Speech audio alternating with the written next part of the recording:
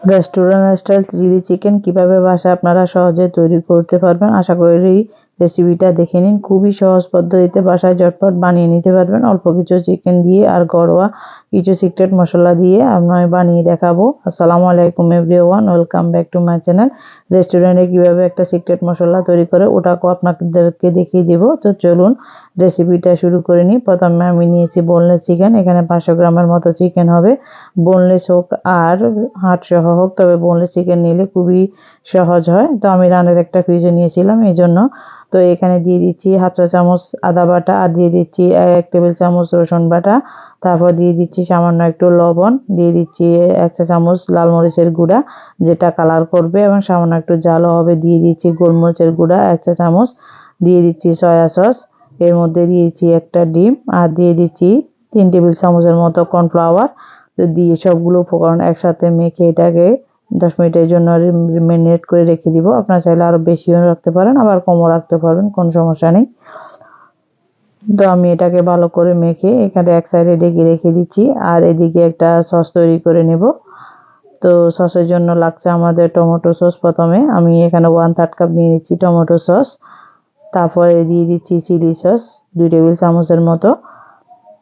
তারপর দিয়ে দিচ্ছি 1 টেবিল চামচ ডার্ক সয়া সস। তারপর দিয়ে দিচ্ছি 1/3 কাপের মতো পানি দিয়ে ভালো করে গুলে এটাকে মিশিয়ে রাখছি। তো এটা মিশানো শেষ। এবার এক সাইডে আমি সিক্রেট মশলাটা তৈরি করব যেভাবে রেস্টুরেন্টে বানানো হয়। নিয়েছি এখানে মৌরি, নিয়েছি দারচিনি, 3টা এলাচ, একটা স্টার অ্যানিসের অর্ধেক আর কিছু লবঙ্গ। এগুলাকে আধ ভাঙ্গা করে নিলে হবে। আর লাগবে আমাদের রসুন কুচি, তারপরে শুকনা মরিচ, পেঁয়াজ কুলি ছোট করে আর আদা কুচি। আর সবজির জন্য নিয়েছি পেঁয়াজ, ক্যাপসিকাম আর এখন যেহেতু টমেটো পাওয়া যায় টমেটো, আপনারা চাইলে লাল ক্যাপসিকামটা ব্যবহার করতে পারবেন। খুবই সিম্পল, চাইলে এখানে গাজরও ব্যবহার করা যায়। তো আমি এখানে দিয়ে দিচ্ছি তেল পরিমাণ মতো, এখানে গরম করে এবার আমি ভেজে নেব চিকেনগুলো। আগে থেকে যে ম্যারিনেট করে রেখেছিলাম এগুলো একটু পাক করে দিবেন যাতে একটার সাথে একটা লেগে না যায় আর এটা একটু মুসমুসে ভাজি হয়। আর এটা আমি মিডিয়াম লোতে রেখেছি যাতে ভিতরে সফট থাকে উপরটা ক্রিস্পি হয়।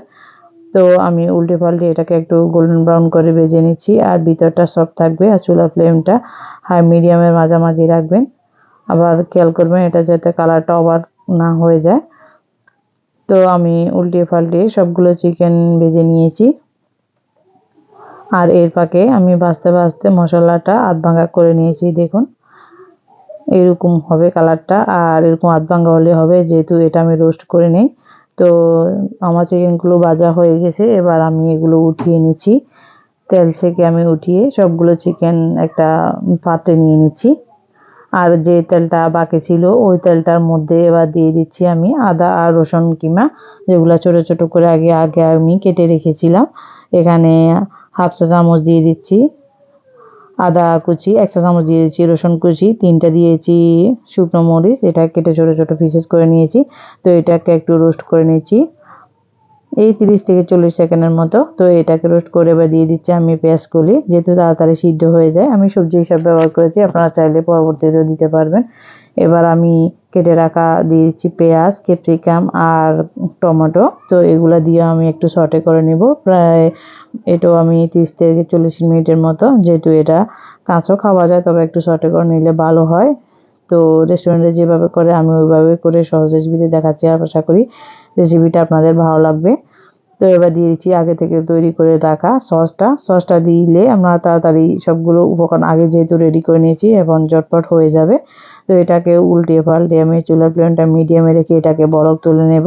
তো বলক তুলে নিয়ে আমি দিয়ে দিচ্ছি চিকেনটা। তো চিকেনটা দিয়ে আবার ওইটাকে উল্টিয়ে পাল্টিয়ে নিচ্ছি। উল্টিয়ে পাল্টিয়ে নিয়ে আমি এবার 1 টেবিল চামচ কর্নফ্লাওয়ারে 1/3 কাপ পানি দিয়ে আগে থেকে গুলে রেখেছি।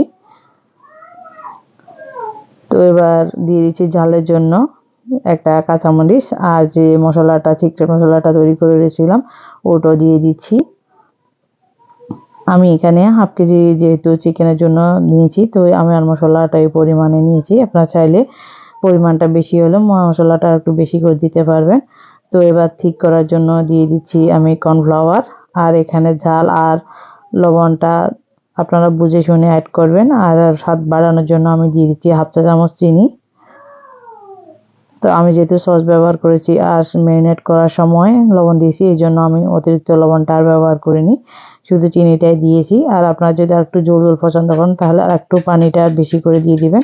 তো এবার আর একটু নেড়ে চেড়ে আমি এবার চুলাটা অফ করে দিচ্ছি। উপর দিয়ে পেঁয়াজগুলি দিয়ে আমি সাজিয়ে এবার নামিয়ে নিচ্ছি। আমার চিলি চিকেনটা রেডি। এবার গরম গরম সার্ভ করার পালা। তো আমি এবার সার্ভ করে নিচ্ছি। দেখুন যেমন কালারটা সুন্দর হয়েছে তেমন খেতেও অসাধারণ। ফ্রাইড রাইস বা অতিথি আপ্যায়নে আপনার ঝটপট এটা বাসায় বানিয়ে নিতে পারবেন। আশা করি রেসিপিটা আপনাদের যদি কোথাও একটু ভালো লেগে থাকে তাহলে প্লিজ চ্যানেলটি সাবস্ক্রাইব করে পাশে থাকবেন। আর যারা ফেসবুক থেকে দেখতেছেন তারা একটা ফলো দিয়ে ফ্রেন্ডস আর ফ্যামিলির সাথে বেশি বেশি করে শেয়ার করে দিবেন। তো পেঁয়াজকুলি আর একটু তিল দিয়ে আমি সাজিয়ে নিচ্ছি। সাজানোটা আপনাদের ইচ্ছে মতো যে যেমন করে সাজিয়ে নিতে পারবেন। তো আমি যেহেতু রেস্টুরেন্ট স্টাইল নাম দিয়েছি এই জন্য আমি রেস্টুরেন্ট মতো সাজিয়ে নিচ্ছি। তো অতিথি আপনারা ঝটপট বাসা আপনারা বানিয়ে নিতে পারবেন। তো একটা পিস আমি ভেঙে দেখাচ্ছি বা খেয়ে দেখাচ্ছি কিরকম হয়েছে। তো খেতে অসাধারণ, মাশাআল্লাহ অনেক মজা হয়েছে। ফ্রাইড রাইসের বা পোলাওর সাথে বা আপনারা যে কোনো অতিথি আপ্যায়নে সার্ভ করতে পারবেন। আজ এ পর্যন্ত, দেখা হবে অন্য কোনো রেসিপি নিয়ে। আল্লাহ হাফেজ।